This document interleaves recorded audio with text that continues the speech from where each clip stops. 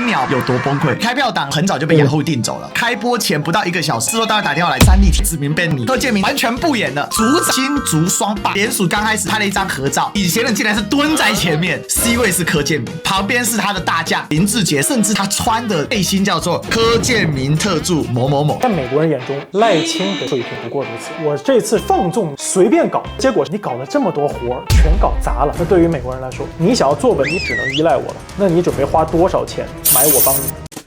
Ladies and gentlemen, welcome the host.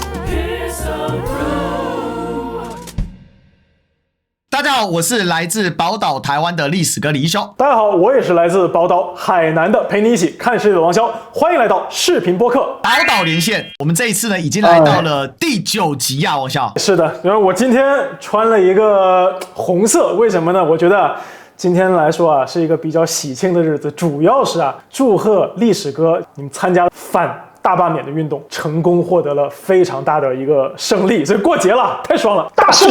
对吧？确实哦，这段时间真的经历了非常多的事情，因为我们在3月17号的时候，民众党的前立法委员蔡壁如的邀约之下，因为他当时在民众党党主席当中大败，他的政治声望来到最低点，所以他希望做点事情，但是因为我跟他有故旧有认识，我说这样子吧，姐，我们就来做个反罢免的工作，你觉得怎么样？而且我当时已经敏锐的察觉到，曹兴诚会用民间团体的模式做第三方的支援。曹兴诚组了一个反共护台大联盟，他自任团长。那我们是不是也要来一个恶霸退散志工团？所以我就说你就是恶霸退散志工团总团长蔡壁如。然后他就说那我来担任节目的主持人，顺便来做新媒体的串联啊，因为这个我们很擅长。所以就这样子一系列这样办下来，办了20几场，在全台湾到处跑。其他还有接受个人邀约的，比如说徐小新有一场是邀请我们志工团去，但是是他主办的那一场，在台湾闹得非常的大，因为有一个绿营的名嘴来叫板，结果大失败啊，所以就有个瑞斯送头。从那一天之后，整个罢免的形势就逆转，所以这一次确实做了相当多的贡献，所以能够成功啊，也谢谢肖哥的祝福啦。不过这中间也很多人关心我嘛，因为我的妈妈的爸爸，我们都叫阿公，刚好过世啊，也要准备来办告别式啊。那也是在我一场造势结束之后，再跟群众拍照，然后电话响了，我把电话丢给我的助理，我助理一接脸色大变，然后我就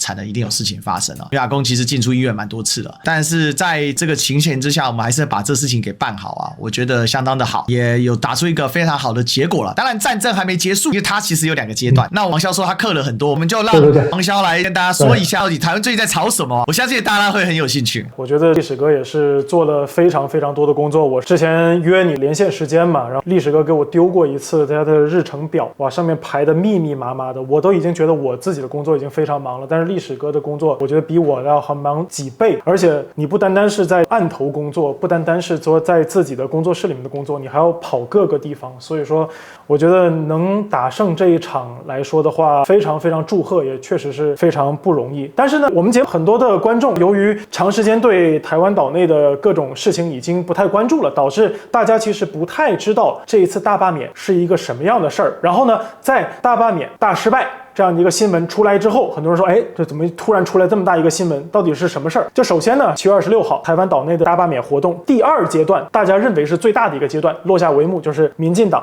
大失败。我先解释一下什么是大罢免。2024年台湾地区选举以后，民进党的赖清德赢得了地区领导人的职位嘛，但是他把立法院给输掉了。台湾立法机构呢，其实一共是113席，过半数呢，你就得拿到57个席位，但是民进党只拿到了51个席位，国民党和民众党拿到了62个席位。也就是说，赖清德基本上想要推行他的什么政策都非常困难，因为他过不了立法机构里面的这个半数。所以呢，赖清德和他在立法机构里头的代言人就叫柯建铭，想了个阴招，就直接通过法律中叫罢免官员的一个程序，打算直接干掉一批国民党的立法委员，寄希望于下一次选举可以让民进党的席位过半数。所以呢，就搞成了这一次政治运动。所以最后呢，是有32个人进入到罢免的投票程序，包括是31个国民党的立委和一个无党籍但是不是属于绿营的新竹市的市长高虹安。而反对民进党的这一边呢，也提了平行人数的罢免名单，但是联署基本上全都失败了，最后只有一个民进党在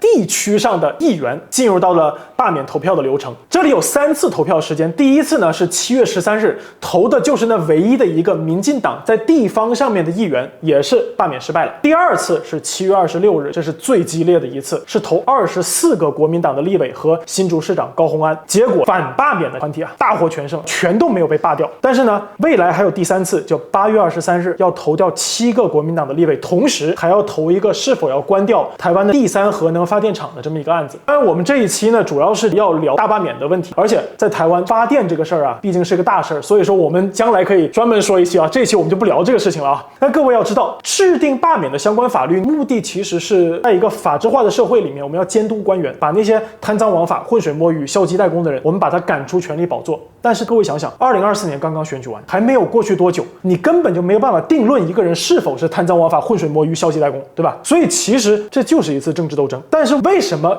可以一下子把30多个人都搞到这投票流程里面？为什么这么简单？这就是说明台湾政治恶斗已经不是1天2天了。罢免本来是一个挺困难的事儿，但是民进党经过常年的布局，罢免这个事儿弄得越来越简单。一个比较著名的时间点，我们要说是2015年，当时呢，立法院是打算罢免掉国民党籍的立法委员蔡正元，但是进入投票阶段以后，投票率不够，罢免失败了。所以2016年，蔡英文带领民进党赢得了当时的地区领导人选举和立法机构的选举嘛，所以民进党大权在握，他就逐步开始修改法律。比如罢免活动是不能搞宣传的，改成了可以宣传。罢免一个人的门槛，以前呢是要选民总数的2%降到1%，联署门槛从总投票人数的13%下降到10%，罢免通过门槛从投票率的1/2且有效投票中同意票过半，改为同意票大于总选举人的1/4，且同意票多于不同意票。这个事情通过了以后，第一个被罢免掉的就是大名鼎鼎的韩国瑜。但是呢，这一次因为要罢的是立法委员嘛，所以我们就用历史哥的好朋友徐巧芯委员。就徐巧芯，他的选区呢是台北市第7选区，然后我查了一下，选民的数量呢是234816人。那么你要提出罢免徐巧芯，2016年以前，你要在这个选区里面找到4696个选民签名，但是2016年以后，你只需要找到2348个人来签名就可以了。然后呢，你能不能进入罢免流程？以前呢，你要找30526个签名，现在新规则是你只需要找23482个签名。进入投票流程以后是最有趣的。以前要罢免徐巧芯，至少你要把117409个人挖出来投票，而且呢，支持罢免的人要达到58705张选票才可以。可是修改规则以后，这个投票率这块被取消了，就是你只要能够找到58705个人支持罢免徐巧芯就搞定了。这里面的一个心理活动是什么？就是现代社会很多人，尤其是年轻人，他觉得他谁都不喜欢，所以他不去投票。所以最大的可能性就是这个投票率过半这个门槛达不到，直接作废。所以修改之后反而容易了。还有就是徐巧芯，我们拿它作为一个案例，2024年立法机构选举的时候，徐巧芯在台北市第7选区，他拿到的是89727张选票，而民进党当时的候选人许淑华拿到的是76113张选票。那对于民进党来说，只要保证当初投许淑华的76000人出来投罢免徐巧芯，就已经过1/4了。然后呢，把以前一些投徐巧芯的人拉过来，也支持罢免。只要支持罢免的人多过反对罢免的人，就成功了，不用考虑过不过半数。这里头就可以玩一些文字游戏，比如说一些老人家，他本来呢他可能是支持徐巧芯的，结果呢去选票上没有看清楚，直接写一个支持，没想到是支持罢免。还有呢，以前是不允许宣传罢免，2016年以后改成可以宣传，也就有了过去几个月的超级宣传战，要通过各种方式把民进党想要罢免的那些立委的形象给破坏掉，不管是抹黑、抹红、搞臭。而历史哥还有大量的历史哥的同仁，比如说馆长、党外在野大联盟，就是在打这一次的宣传战。那我现在想来问一下历史哥，就现在感觉怎么样？现在你们已经赢了，来给我们介绍一下这个胜利之后的氛围。第一个感觉就是送啦！那一天开票，我在雅虎的一个节目，在台湾的名嘴开票档你给谁就给谁，因为开完就没了，所以开票档一方面是验证身价有没有人要找你另外一方面你给谁了就排他了，所以我很早就被雅虎订走了。然后主持人是黄伟汉，雅虎这里他是 cross 3立的那3立那边的名嘴呢，当然全部都是绿的嘛。结果就在开播前不到1个小时，制作单位打电话来，第一个说：“哎，你在哪里啊？”我就跟他讲一下塞车啊什么，然后快到了，然后突然话锋一转，因为3立提出一个要求他说希望你不要在他们的棚露脸，所以呢，我们前后会连线各半小时，就是有1个小时的时间呢，我们不会 cue 你，就是先跟你讲这件事情。这样的话，你可以提前半小时走。我说不行啊，我如果提前走的话，那不就陷汉哥为不义吗？他之前跟亮哥之间撕逼大战的时候，中文见证圈互联网上面大家吃很大的瓜嘛，所以我要带到之后，我在那边微笑也可以。所以你可以知道，台湾内部的极化现象是非常激烈的，激烈到电视台会被群众绑架。为什么不要看我？因为他看到预告片秀出来有个历史哥，那个李一修是王八蛋，直接把他 ban 掉。我上了6、7年的节目，第一次被指名 ban 掉。回到雅虎的棚的时候，我就讲一大堆，然后一 close 到3例就不见，非常扯啊！我助理那天有帮我监看，他说：“奇怪，老板怎么不见了、啊？”非常的好笑，大家就知道当天他们有多崩溃。我顺手就用我的手机录了青鸟崩溃的现场10秒钟，很短，传上去，1天不到，脸书就100万流量 ，YouTube 今天也100万流量，这是非常恐怖的、哦。当然后来制作单位很聪明，最后他就留了8分钟让我来收尾，所以我也很感谢制作单位的体谅啊。当然我把这件事情揭露在网上了，引起了极高的讨论度哦。那就是回应到刚刚王小所说的，本来罢免吃饱太闲才去干的事情，门槛又很高，而且这是一个仇恨式的，因为你要讨厌这个人把他干掉嘛，这就确切的反映在罢免现场的心情。就是台湾这种极化现象，它催出了很多愿意现身去联署。大家了解哦，台湾这个联署是要附上你的身份证资料的，一般人会想个人资料外泄这不得了吧？但他愿意信任，那可见信仰要多坚定。然后1%的启动，10%的联署，所以再怎么不济也要找个2万人嘛。而且这2万人要确切填写，如果他的地址这里是阿拉伯数字1，你给他写成国之1，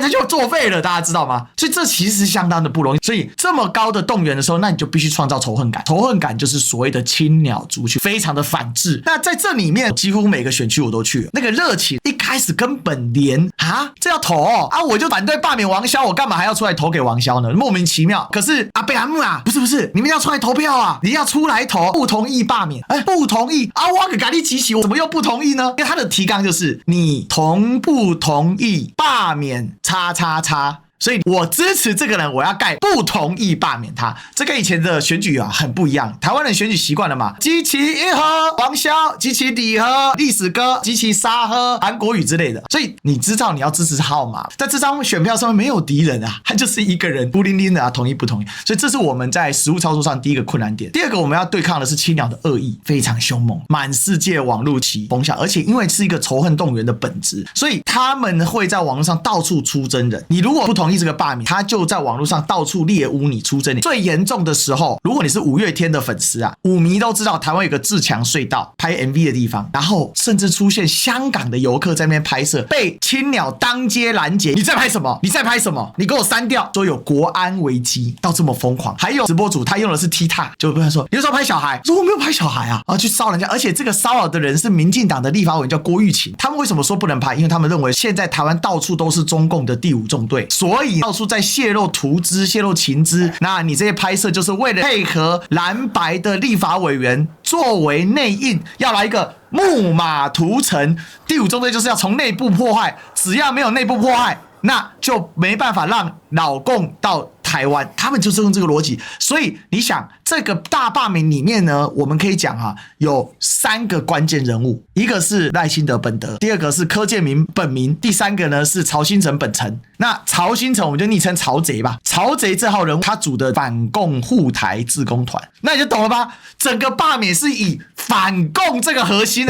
你也会觉得说天哪，这是49年国军吗？还是呢823炮战呢？到底发生什么事情了呢？但是你是2025年的现在，两岸都已经开放探亲以来交流了多久了？那我也不会因为跟你做连线，然后我就被抓去说你是共匪，难说这搞不好馆长就先被抓走了。但是你就知道他们用的这个 IP 就这样，所以他炒作了一个非常非常仇恨式的，把旧有的反共跟反中的情绪结合在一起。那这里面还有第4个关键人物，就是大家都很熟悉的89，他以前每天就是炒作小粉红，他就充分的把爆料跟丑化中国大陆这部分，把它充分的转换成反华反共的情绪，所以就形成这一次这么高强度的对抗。而这个高强度对抗，我们要号召我们的选民，第一个，我们的选民相对他们来讲是不这么的仇恨的，因为我喜欢王骁我要他留下来所以假设我是王骁的选民我就想说骁哥，我一定给你支持，你一定要加油啦，我那天绝对不会去投票完蛋，罢免要投票要投同意啦完蛋好，要投不同意。第二个，你要告诉他们，在对抗仇恨的时候，我们不能是仇恨满心嘛，这是一个很大的一个问题。他们的状况就是非常的硬。第三个，投票率是关键。在投票之前，游盈隆他的台湾民意基金会绿营系统民调，他就说投票率超过 55%， 罢免方全倒，反罢方会获胜。青鸟的社群在台湾目前整个的群体里面大概占30%，最铁的。然后呢，他们的极限动员是90%，投票90%其实是非常恐怖的。一般投票动员能力在80%到85%都非常高了。所以他们如果一切顺利的话，投出来是27%，但是这次投出来大多数的其实都没有到门槛，代表其实他们也不到3成了。再来，他们的投票动员力其实也没他们想象的高。第三个，从这个事情可以看出来，在超过了他们3成铁盘的青鸟，再加上9成动员率之外，每增加出来的每1%的投票率，基本上可能很多都是属于反对罢免的方向。那这个在徐小新、王宏威、李彦秀反应最明显的，他们3个是台北市5个里面3个有过门槛的，就他的同意罢免的票得到门槛。当然他自己本身不同意的票是碾压了，同意票都超过3万票的，但是只有极高动员的能量，他才有把它弹过去。说王宏威选区，他的支持罢免志工就有300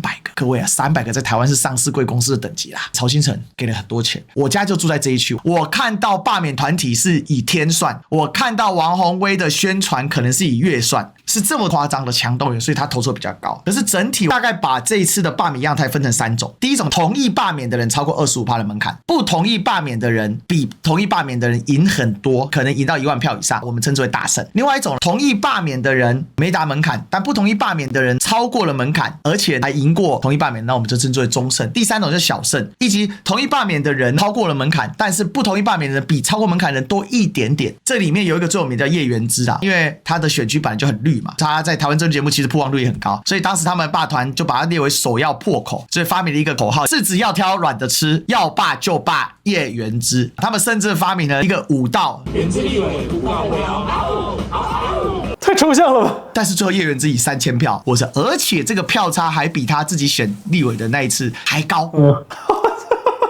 所以叶元之有一次在少康战情室那边嘲笑大陆防疫的事情，也就是说，其实他是在一个绿色浓度比较高的选区，所以说他有的时候他需要在两岸问题上面做一些表演的，是吧？其实对于国民党的立法委员来说，如果他今天处于一个比较深绿区的时候，他不能讲太多对岸的好话，这是实话。然后他必须做一定程度上的一些表态。我知道这伤害两岸老百姓的情感，但是这很现实的嘛，你得先活下去，你才能做两岸交流。但我认为他本人并不是反对两岸的啦，因为他是讲中国大陆。就我的了解是这样，其实国民党的立法委员绝大多数虽然在台湾可能都讲中国，大家知道这是一个暗戳戳的表达，但是大多数私底下他们心里面所认定的是两岸要交流。那两岸交流当然就要回到一个中国宪法的框架之下，这倒不是洗地，这是因为我亲身接触。那另外举一个例子，台东的黄建斌，台东是台湾很小的选区，然后台东这里很特殊，因为选县长的时候，汉人跟台湾的原住民是一起选举的，可是在选立法委员的时候，原住民有自己的立法委员系统，他们叫平地原住民跟高山原住民，汉人呢选自己的立法委员，其余人，但我们就其余人，其实也不能说楚汉人，因为现在我们有很多新住民规划的，就基本上是原住民以外的其余人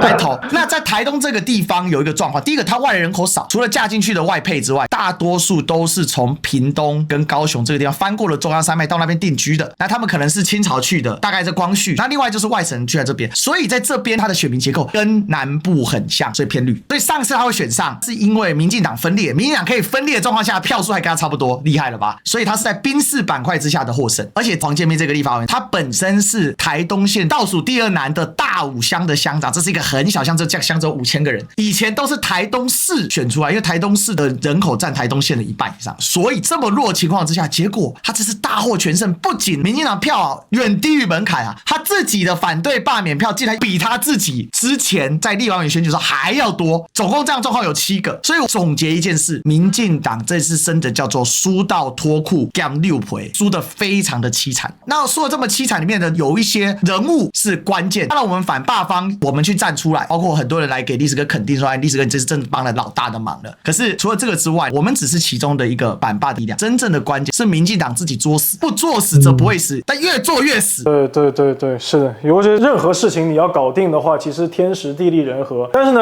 民进党这次大失失败，所以说肯定是天不时地不利人不和，尤其是人不和。我跟你说啊，这搞坏事的人啊，就一起搞坏事的时候可以团结，那一旦坏事没搞成，哇，真的众生相全部都冒出来了。然后从我这边观察啊，我看到了赖清德又开始迎学了，这个跟我没有关系。另外一边呢是曹兴诚那波人，哇，你们什么都不帮忙，我们搞太累了，我们不玩了。甚至我看到有一个人他在最后失败的场上面就讲，我们要成立一个什么公民党，对民进党已经很失望。但是同时呢，我觉得还有一个人就是立法院民进党团的总召柯建铭，这次他好像耿耿于怀啊，没当上院长，所以他让人感觉挺有意思的。因为大家你看啊，赖清德说这事儿跟我们民进党无关，但是呢，当时问说大罢免谁搞的，柯建铭自己站出来说就是我搞的。所以到底是怎么回事？我还是想问一下，这些派系里面啊，他们互相的勾连、互相的利益，再加上柯建铭本人，他到底跟绿营之间，或者说跟他的领袖之间啊，有些什么问题？天时地利人和，天时呢大台风、大灾害、大退缩、大摆烂，这就是民进党这一次救灾啊，惨到不行啊！灾后第21天，还有地方没有讯号，没有网路，没有第4台，就这么夸张，这么唬烂，然后电不稳，水不稳。灾后21天，谁发出来的？民进党立法委员准备来竞争台南市长的陈亭妃，所以消息是可信的。事实上，很多人也去拍了赖清德的经典动态嘛，红台哪来处电给不会起哦。台南市的民进党的市长黄伟哲呢，这2天在跟一个台南市在地的网红 YouTuber 在吵架，因为他回家发现他阿嬷家被摧残，路上到处都是垃圾。黄伟哲就骂他说：“你怎么可以污蔑我们的清洁队？人家明明清得很辛苦，怎么会有垃圾？这叫天时，天灾真的很严重。”因为这次罢免主要集中在中北部跟东部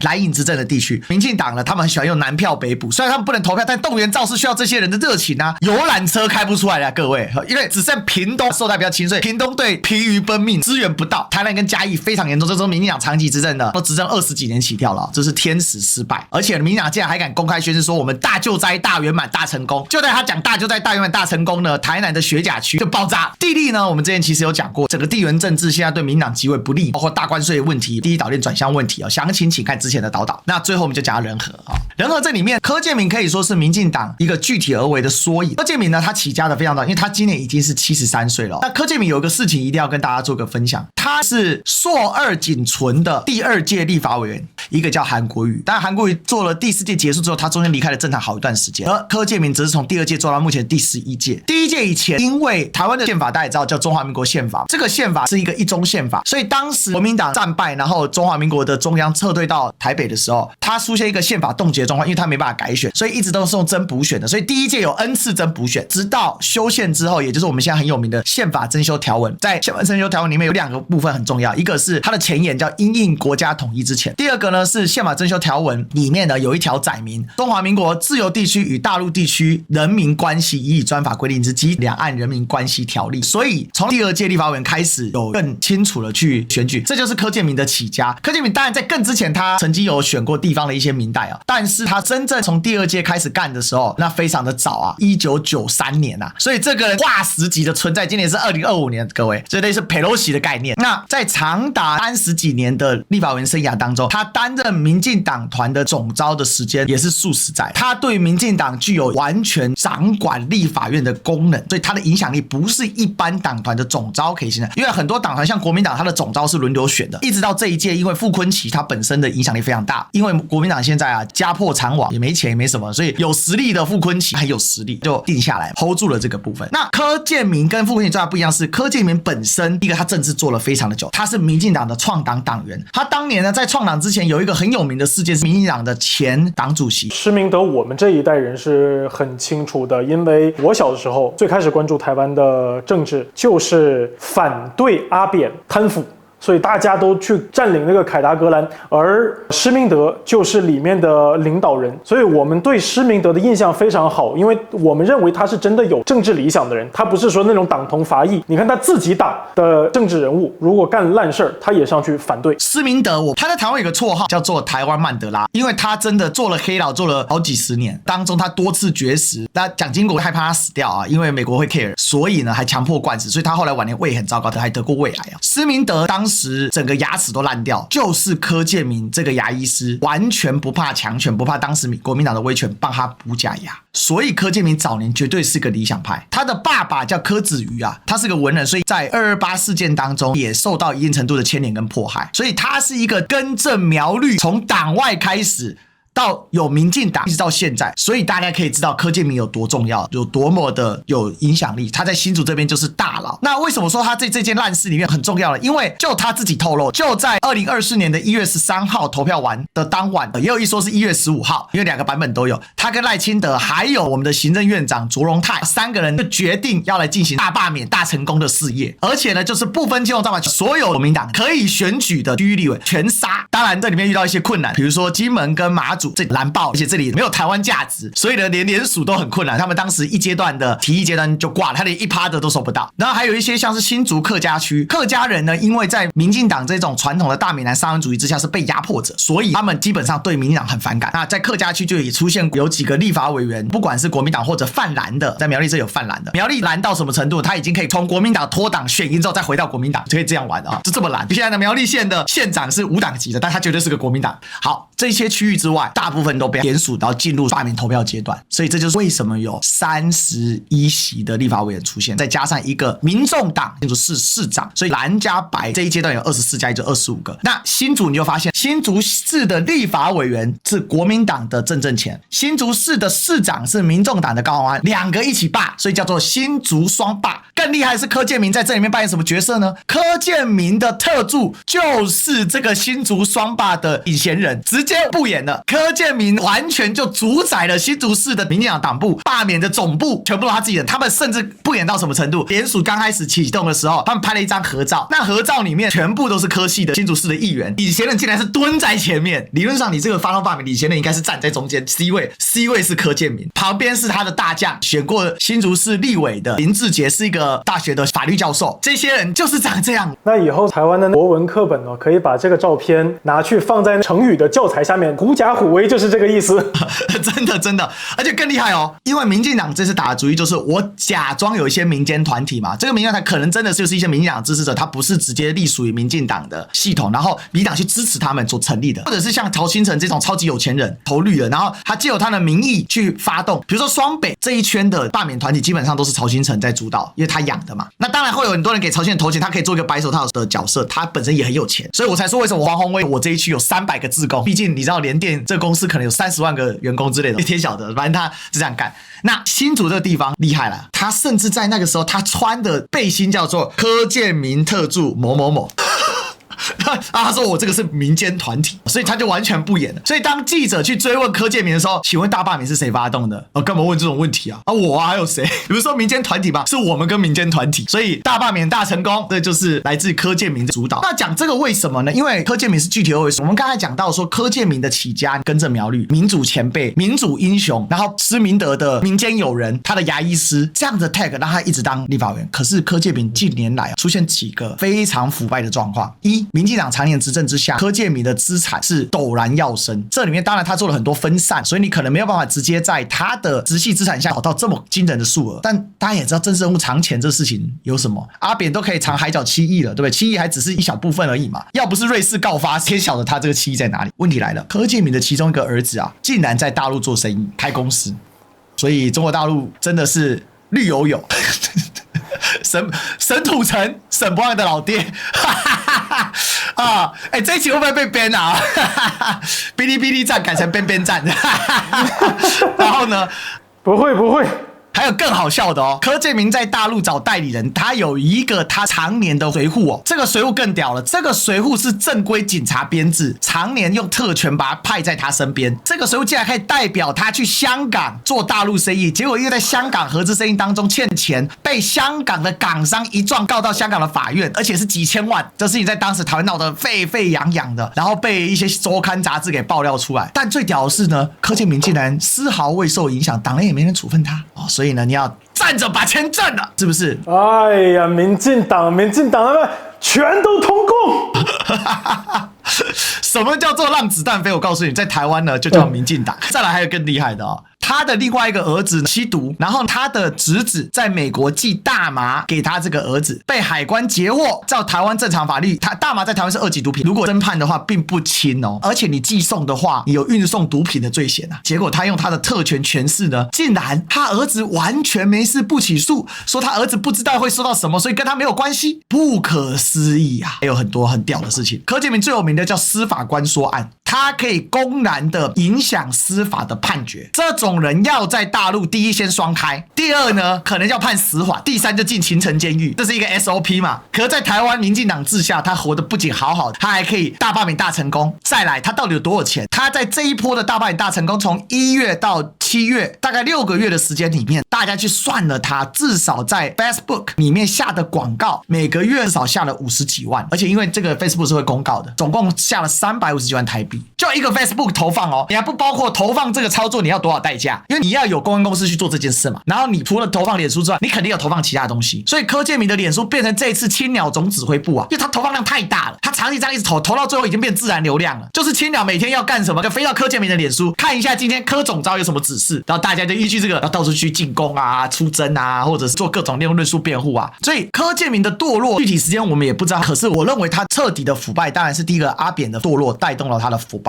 可是那个时候可能是小腐小败，接下来马英九执政时期他当然比较收敛嘛，但是在2011年的时候，他支持当时的民进党主席蔡英文来竞选2012年的总统的党内初选，所以他跟蔡英文开始深度结盟。所以柯建铭过去被视为英系人马是这样来的，因为他的保驾护航，所以让苏蔡之争，苏贞昌输掉了。苏贞昌是何等人物啊？苏贞昌是跟陈水扁、谢长廷同并列美丽岛律师世代，没有柯建铭支持，一个才刚刚加入民进党几年的蔡英文不容易啊。虽然08年蔡英文接了民进党这个烂摊子，因为当时08年很多人认为民进党被阿扁这样搞，输给了马英九之后要烂个10年20年。当然那一次选举蔡英文是输掉了，但是到了14年太阳花，16年蔡英文上台之后，我认为柯建铭的深度堕落就是从16年，因为要有权力才有钱嘛。从此之后，柯建铭就一去不返，而柯建铭野心不断膨胀，他想当立法院的院长。立法院院长在台湾必须过半的立法院互选之后出现，这是各国议会都是这样。可是蔡英文第一次他说，因为12年跟他结伴选举的苏家全，他是另外一个民进党的大佬，是屏东的，他欠他很多。因为12年苏家全选举的时候被在野党拿出来重击，连他家的农舍都卖掉捐出去了，所以呢，苏家全接了院长，柯建铭又忍了4年了，结果蔡英文还是不给他，给了另外一个台独的大佬叫游锡堃。这个游锡堃早年也做过行政院长，是跟着阿扁系统上，他是顺国会的大佬，正常国家促进会听名字就知道台独的。我们之前有做过一期派系分析嘛，所以柯建铭一直很愤愤不平，他就是要当院长。到今年他觉得他可以当院长了，问题来了，柯建铭依然没有，因为这次民进党输掉了一半，他就殚精竭虑想要当院长。所以有一次他跟韩国瑜，我们现在的立法院长吵架嘛，然后韩国瑜就酸他，你这个院长未遂啊，然后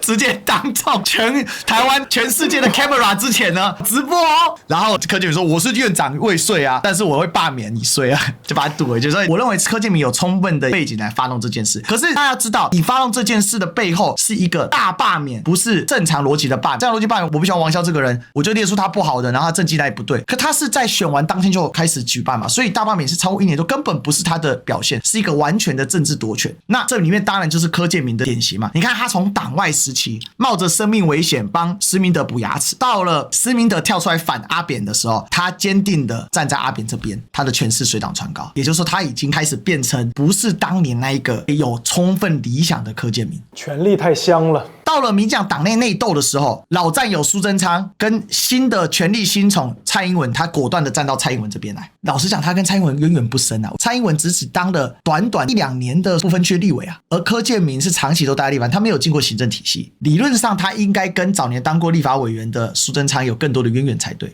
但他没有，然后到了16年平步青云，成为万年总召，完全牢固，因为背后蔡英文。可是我跟大家讲，这一次为了要大罢免大成功，结合在一起夺权，这个人已经不仅是为了权力，而且他是为了政治权斗，他再次出卖战友。沈伯洋，我相信大家都知道，黑熊院长沈伯洋想要上位当国防外交委员会召委，通常召委的话就用选举的嘛，感觉就是这个委员会你的这个小主席的概念，他可以决定议程很多事情。民进党的蔡英文系统里面，一个年轻的立委，他爸爸是超级资深的立委，叫陈明文，他有一个绰号叫明文规定，到嘉义就是遵守明文规定，是这么唬烂的一个角色。结果他明着打他儿子的脸，直接把他拉掉，把沈伯洋给戳上去，两边因此翻脸啊，甚至不惜了几次陈明文这个儿子陈冠廷挂柯建铭电话。当然我相信一定是他老子在后面叫他挂电话的啦，就是到这么的不堪，这件事情甚至触动了王世坚，王世坚也是英系的，出来跟柯建铭对呛。所以大家知道民进党派系斗争非常激烈，可是权力使人腐败这个逻辑在民进党里面也是一体通用。就你蔡英文今天也没权势了嘛，今天老大就叫赖清德，所以我柯建铭提的英系绝对的大佬陈明文他的儿子的头来见你，只为了让赖清德现在最宠幸的黑熊沈伯洋来担任外交的赵委。所以刚才王潇问了一个问题，说人和失败，其实你想柯建铭这样去推动，他人和会好吗？你从英系又跳到亲赖这个里面，他跟曹新成两边又经常有一些局域，然后他虽然扶黑熊上去，但是他跟黑熊不是真正同心啊。所以我觉得大罢免大失败这一段事情里面，柯建铭的腐败跟他对权力的利益熏心，其实是民进党整个执政败坏具体而为的缩影。这是有一个很强的历史脉络的意涵的。从早年民进党成立清廉勤政爱乡土，很具有台湾本土意识的，背后所赋予的巨大能量就是台独意识。虽然台独意识跟本土意识有一个落差了，他们是有理想的，逐步走到我们算他爱兄爱透爱杂某啊，这爱乡爱土民意就女人金权权力我全都要，这个就是民进党挫败。所以今天大罢免会大失败，固然有很多的天时地利，然后包括本来说要大风雨的就变大晴天，然后投票率爆高把它干掉，但是整体来讲它内部状况就是民进党的腐败已经是积重难返。而柯建铭如此荒腔走板的表现，不断的强调大罢免是由他发动的，在试图跟曹新成明着夺权的过程当中，他没有受到任何来自赖清德的责罚，而且没有人敢动他。结果先辞职的是赖清德的秘书长林右昌，但林右昌辞职他也没有认错哦，他的说法是蓝白操纵普发以外用政策买票，礼拜天宣布愤恨不平，没有要辞职，礼拜一终于辞职了，但是他还是依然没有为他这句话道歉或收回。然后赖清德继续玩青鸟银学，发了一个很长的文章，说青鸟这些公民团体有130万份的民意，是民意上的坚挺，他们站出来实在太好了，我们呢依然有好感动的力量。这背后就是民进党早就不是那个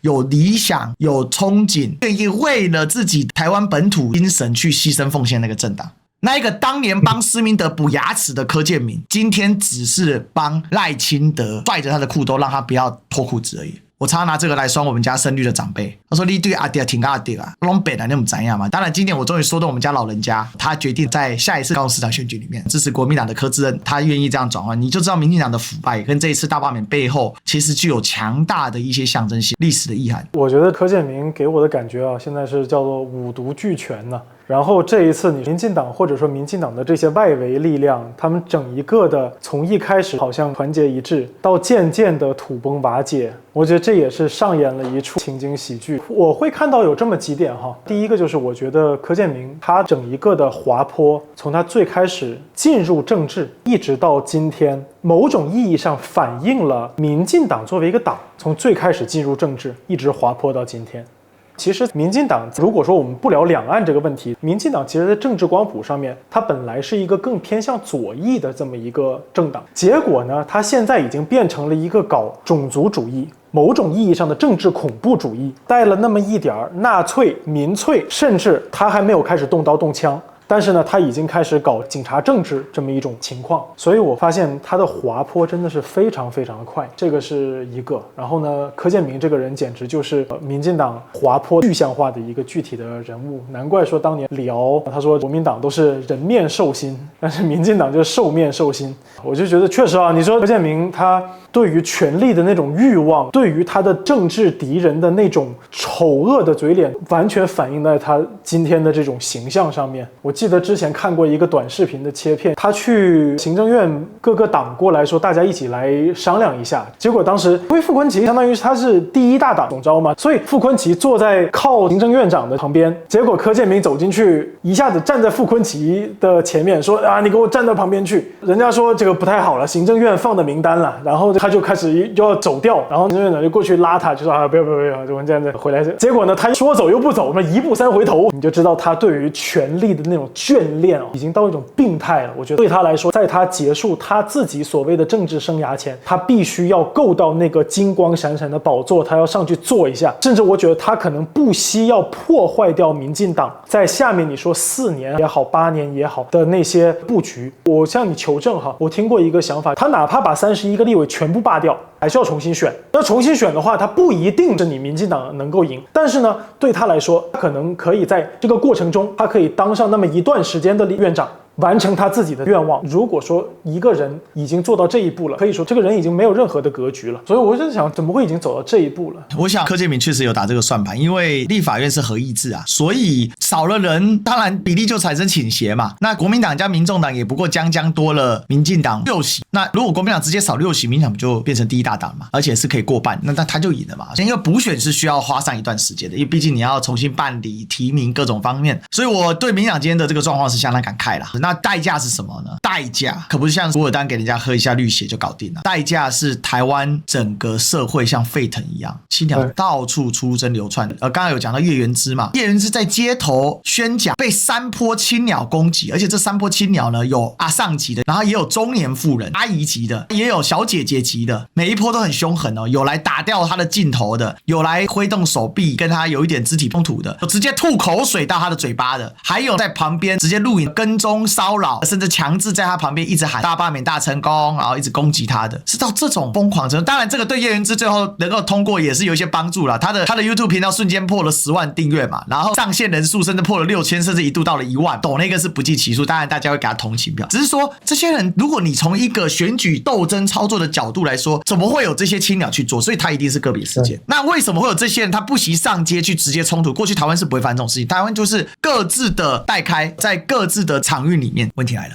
我认为这种政治上的极化是非常非常的直白，就是柯建铭发动大罢免巨大的这个代价。所以不管怎么样，终于最重要的这一波给打完了。那后续我想压力上面会稍微下降一点点，台湾会稍微回到一个正轨，但是民进党是绝对不会屈服，也不会投降，这一点大家一定要注意到。那最后我觉得我们留一点时间讲第一岛链的转向。那最近日本也大选完啦，石破茂选的之凄惨。那我觉得这个跟石破茂本人有一点关系，但是更多是因为来自自民党的疲乏，还有自民党整个的不行。但是日美也谈判完了 15%， 可是具体呈现的是日本其实不像过去这么的乖巧顺从，他还是做了相当的抵抗，即便你可能没有办法看到他全面的抵抗。韩国到现在在民没有屈服，菲律宾我们之前也讲过，杜特地家族跟马可斯家族的斗争也快要到准备接锅的一个状况了。而台湾呢，透过这次大罢免再次展现了一个力量，就是我们对民进党的反对。而这个反对当然它有诸多的一些要素，可是如果我们从一个更宏观的地缘政治的格局来看的话，其实这个事情会让台湾有一个更大的缓冲的余裕，也就是台湾民意不是民进党意，在这里面具体呈现就是赖清德的底气彻底被卸掉。美国人看事情是很实际的啦，而且看你就是没有用的总统，你就是没有底气。所以如果从这个国际地缘政治的博弈的角度来看，这场大罢免具有很强的一个转向的意义哦。那我们又把世界上收束上了，终于等到这一天选完了。后面当然还有7席在823，但是我认为这7个都非常硬，所以他才会在第2波嘛，当然连署不顺。所以我觉得我们就大概从这样的形式来看。我想请教一下萧哥，你怎么看实质上这个地缘政治的意涵？我觉得我从这么几个角度来跟大家说一下我的一个分析哈。首先，沿着刚才历史哥说的关于美国会怎么样看待赖清德，从美国的角度来讲，赖清德相当于 OK， 你是一个控制力和行动力很弱的总统，我这次是放纵你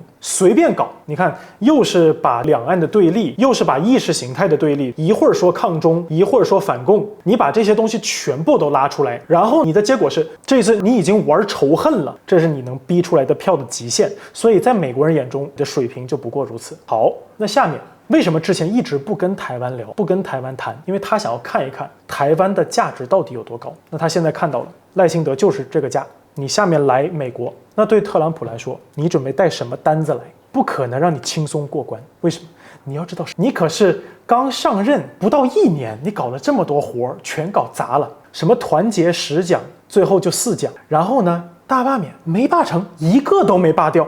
那对于美国人来说 ，OK， 你想要坐稳，你只能依赖我了。那你准备花多少钱买我帮你？要知道，赖清德他可不单单是在台湾地区当这个领导人，他有大量的跟美国之间私下的交易，就据各种各样的资料已经表现出来了。赖清德的儿子其实就是在美国做赖清德家族和美国之间的生意，还有他在拿着台湾地区的民脂民膏做着和美国的生意。所以美国就说，那好，既然做生意，你的价码要提高了，我要卖得更贵了，对吧？因为你没有议价权，这个是我看到的第一点，就是它会继续压榨台湾。那么大家想一想，你这个护国神山台积电已经被卖了，对吧？然后呢，又跑到什么阿拉斯加说要投这个投那个。那之前你可以吹牛啊，现在美国人可能会说，那你不能只是跟我吹牛，我可能需要你真的花点钱。然后第二个就是我从台湾岛内社会我来观察一下，就是虽然大罢免赖清德或者说大罢免民进党这一次失败了，但是很有可能这一次的余波延续下去，会导致台湾社会有一定的可能性进入到大罢免时代。大罢免时代就是我今后不再是用罢免相关的程序去罢免掉一个人，而是我把它变成一种社会运动，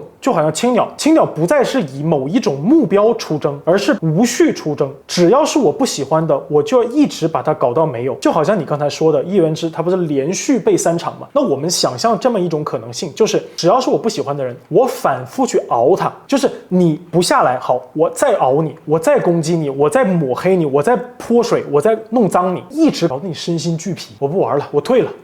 那他们达成目标了，就是我不从程序上面干掉你，我从心理上面干掉你，我从物理上面干掉你，有没有这样的可能性？柯文哲可能是第一个牺牲品，但是未来有没有更多这样的牺牲品？我们在这里画一个问号。然后我再说大陆方面，这一次由于大罢免的失败，我认为从大陆方面的角度来看，台湾社会，我们可能会认为 OK， 台湾社会其实理性的人还是占大多数，还是可以继续去做一些工作，不至于对于这个东西那么失望。你看这次他们的口号一会儿是反中，一会儿是反共，但是呢只能逼出来这么多票。那么是不是通过交流，我们可以让更多的人 OK 理性的去看待两岸关系，不要把这个东西一直推到不可逆的深渊。而且如果说下面进入到大罢免的时代，是不是有很多这种所谓的极端绿营，甚至会把很多以前的浅绿、所谓的小草、所谓的中间派推向希望有更多的两岸交流，对吧？就是一种情绪上面的反对嘛，就是你总是反中反共的，那我就要亲中亲共，就好像馆长某种程度上，我觉得就是被他们给一路逼到这个程度上面来的。这个是我从美国、台湾地区，然后大陆这3方，我会有一个看法。然后再说一个看法，就是我觉得台湾的政治，我觉得某种程度上它在给华人社会表演一种范本，就是当你走入到一个彻底的没有目标的，或者说没有格局的纯技术手段的德摩克拉西时代之后，你会走到什么程度？因为大家要知道台湾你别看它今天搞成这个样子，但是在西方很多的所谓的 NGO 民调机构里面一直把台湾的这个德摩克拉西程度排得很高很高的，排得很多其他的西方国家的前面的，是吧？台湾哎呦太民主了，不断的有西方的这些老教师给台湾的这个德摩克拉西程度进行背书，就是台湾了不起你继续搞政治，可以看程序也可以看目的，目的是什么？民主到底什么是民主，或者说什么是德摩克拉西？就是我之前在别人那里看到了一句话，民主或者德摩克拉西应该是一套公开的承认政治分歧的、维护个人自由的、以实现现代的合法性基础上的一个程序和技术，就是承认有政治分歧，维护个人自由，实现现代的政权的合法性。但是我就在想，今天台湾整个地区的表现，它是否还承认政治分歧？对吧？它完全是要把对方给搞死。所以你其实不允许有政治分歧。第二，维护个人自由，我想这一点台湾岛内的很多朋友已经看到了，是否维护个人自由，好像已经不太维护个人自由了。第三，这是否是一个以此为合法性基础上的一套程序，好像也慢慢的在崩塌。所以我在想，台湾的整个政治状态，我觉得在快速的第三世界化。你不觉得现在的台湾的政治生态非常像很多的东欧那些不健全，甚至非洲那些不健全的地区？很多非洲国家从1960年代他们独立，然后经过了各种内战、各种的政变之后，你比如说像一些肯尼亚呀、坦桑尼亚呀，其实他们的政治秩序已经慢慢的良性化了，就他们也选，但是他们不会像现在这种互相罢免，然后互相仇敌这种状态了，反而它的稳定性，比台湾还高一些。他们还真的能够推动一些事情，比如你说肯尼亚，你知道以前那种民族冲突有多激烈，那是要互相杀人的。结果呢，现在肯尼亚选完了，你说有没有反对党？也有反对党，但你说这个执政党能不能做一些事情？也能做一些事情啊。大家决定了，我要跟中国要钱。你要知道，蒙内铁路之前是反对党最开始跟中国要的投资，加入一带一路，修了蒙内铁路。然后现在呢，这个新的总统跟之前的那个总统他不是一个党的，但是呢，他依旧在推行这套，我要一带一路，我要跟中国要投资，我要继续修一带一路的相关的工程。所以说对他们来说 ，OK， 很多事情是可以达成共识的，而不是这一代上来反对上一代，这一代上来再反对上一代。所以你看，非洲政治况且如此，但是台湾政治现在到底怎么样？我觉得台湾政治是不是搞得有点让人觉得很遗憾了？以前台湾总是说，我们是华人之光、民主之光，但是你的这个民主到底是光还是光腚？现在好像猴屁股露出来了嘛，然后太浪费时间了。尤其是我看历史歌的时候啊，你看你忙了这么久，又跑这里又跑那里，但是你回头坐下来想一想，到底你忙了一些什么？你相当于是把2024年的事情重新干了一遍，对吧？你823还要再投啊，823投完9月份了，2025年已经过去1多半了，台湾完全没有搞建设，相当于是你把2024年选举重新选了一遍，而且如果说这次罢免他成功了，还要再选一次，对，还要补选，还好没有成功啊，不然再搞一次，相当于是你短短时间你要跑3次，然后我跑完这3次，结果什么？2026年马上要9合1，对，你不用干事，还要初选哦，初选的时候党内还有竞争哦。哎呦，所以你说你到底干些什么事情？就比如说刚才提到那个王宏威议员，2022年选台北市议员，2023年他替蒋万安去补选立法委员，2024年他竞选连任立法委员，然后这一次他要跑大罢免。2年选4次，他都61了呀！你放在大陆要退休年龄了，你要开始去抱小孩了，你要帮小孩去带孙子了，已经61了。短短时间，他的全部的身心都扑在这个事情上面了。你说他有没有意义呢？他维护住了一个席位，但是你说他有没有意义呢？什么事儿都没干，光在跑这个事情了，反复的去进行所谓的人民授权、人民授权、人民授权。哎呀，所以我就说，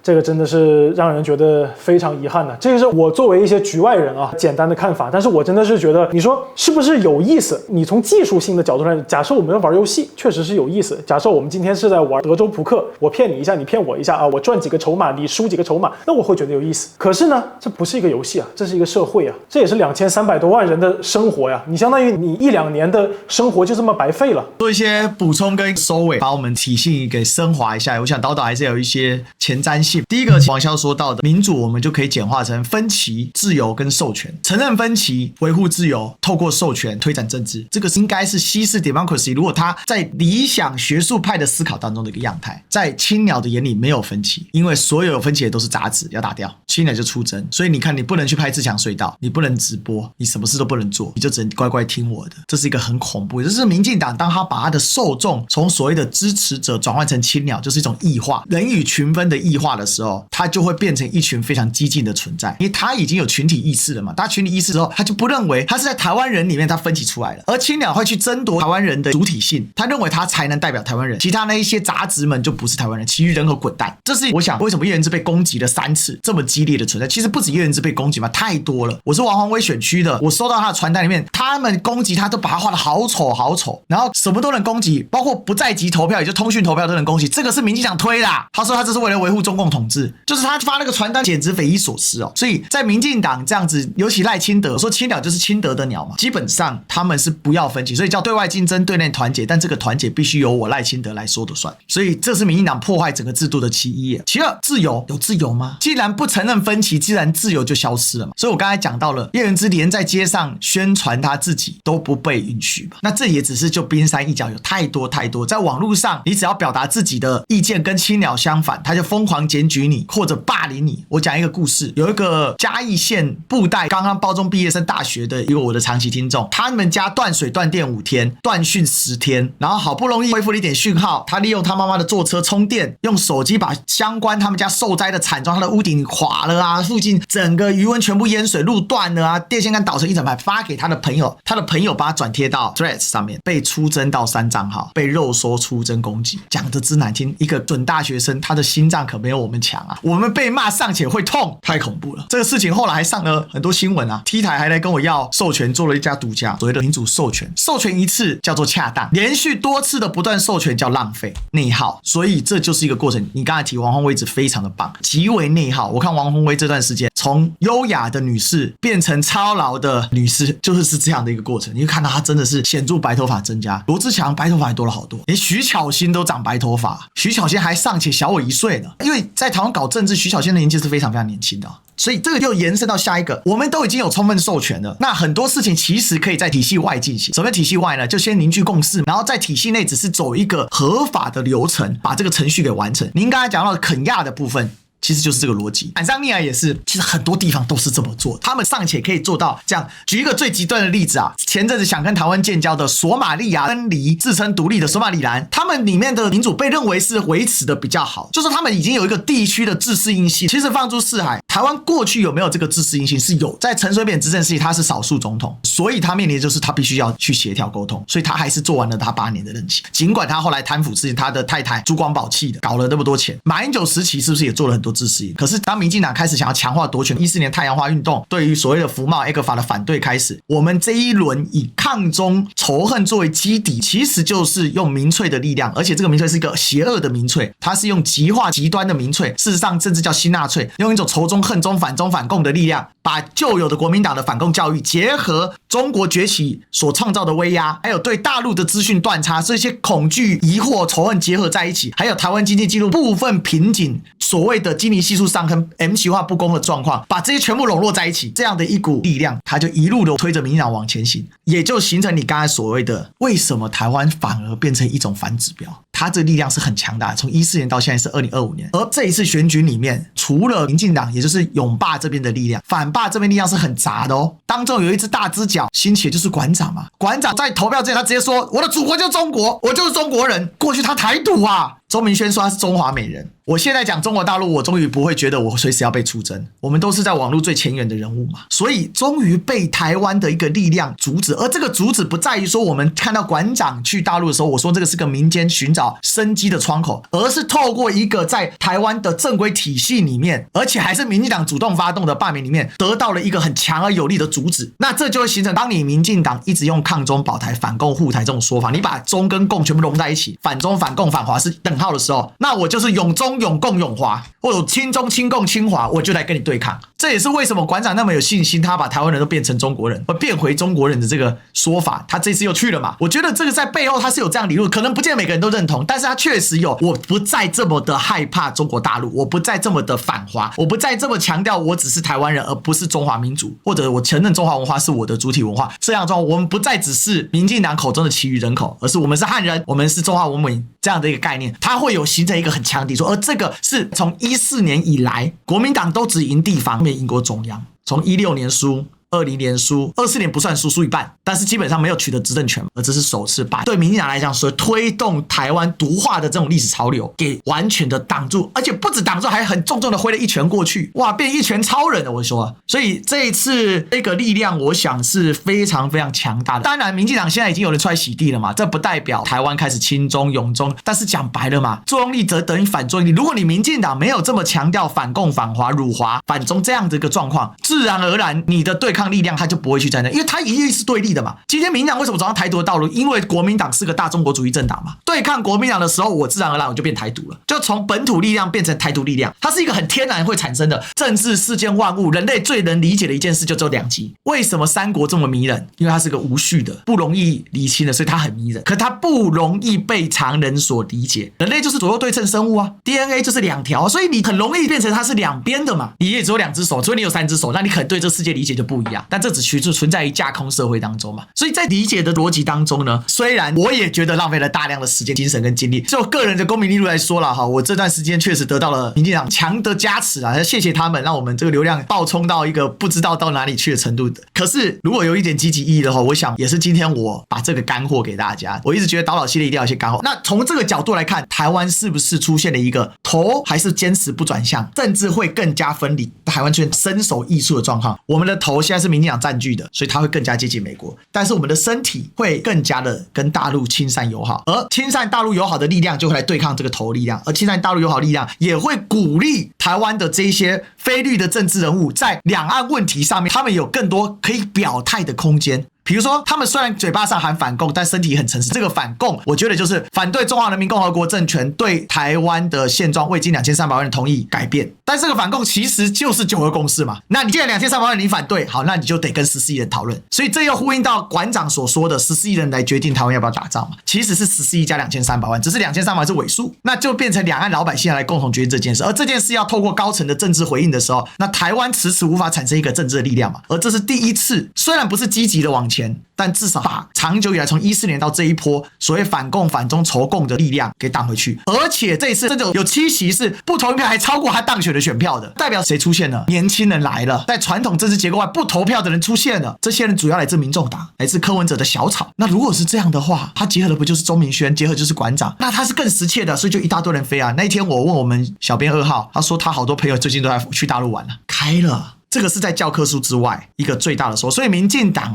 老实讲啊，这一波真可说是搬石砸脚。他们想极地形塑的，透过反共、反中、反华的力量，然后把3金也给毒化了，金马、金钟、金曲都毒化了，把什么东西都污染了，然后各种赏饭吃、合法要饭、政府补助的方式，把台湾的文化想改编，可是结果却是他输的一个彻底，甚至在这里面出现投手分离的状况。我觉得这里面太有意思了，这个东西在未来台湾的和平里面，我认为有很重要的一个转折点的作用。虽然我们现在不能说它真的是 change point， 但是如果我们放长历史，它是有一个宏大的一个叙事在这里面。这个宏大叙集，台湾人在这一波里面，你说被民进党逼的也好，求生也好，各种也好，但是它终于某种程度上11年的时间啊，出现了第一次明确的在底细上面反弹的这个过程。而这个也会影响到未来在第一岛链的前沿变化当中，台湾人的一些态度，而这些态度也会让中国大陆政府有更多在这件事情上的一些着力点，而不是单纯的只是国台办跟台湾的陆委会之间两边在互相放话。我认为这个就会有一些转换，而这个转换它会实质推动两岸除了民间之外，在政治层级上面或高层层级上面的一些更多的讨论空间。老实讲，我觉得这就是中华的智慧啦。那这里面我因为深度参与其中嘛，有理论有实务有宏观，但是有地方的观点，这是我这一段时间参与下来，每次讲到这事情我心里面是相当涌动的。但是我也希望透过这样的一个办法，让两岸有超脱于原本格局或者注定的结局之外，有更新的一些不一样。那我相信台湾人民的智慧，但是这个智慧是要被催发跟激发的，所以我几乎牺牲了我的一切时间，我都在搞这些事情，也希望带给大家一些想法吧。非常非常的好，我觉得这一次的整个活动下来，其实一方面你刚才说很好，可以得到很多流量，但是我觉得另外一方面啊，也是锻炼了一个人在这种非常对抗、非常高压的社会环境下，你说处理问题的能力，你自己的思想能力，你在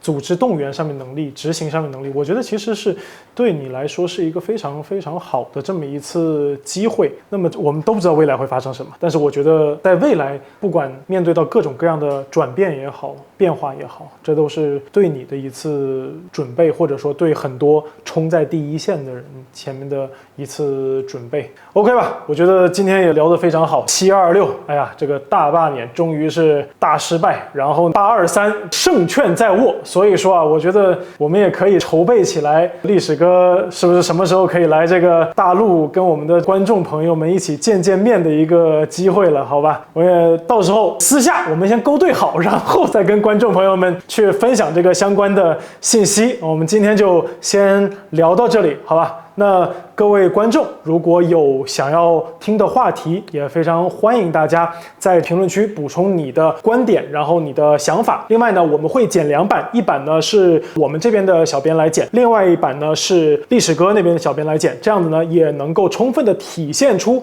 两边我们不同的视角、不同的观点，还有大家喜欢、更加关心的侧面。好，那就今天就到这里，祝大家变得更强。超越极限，我们岛岛连线，下期再见，拜拜。下次再见，拜拜。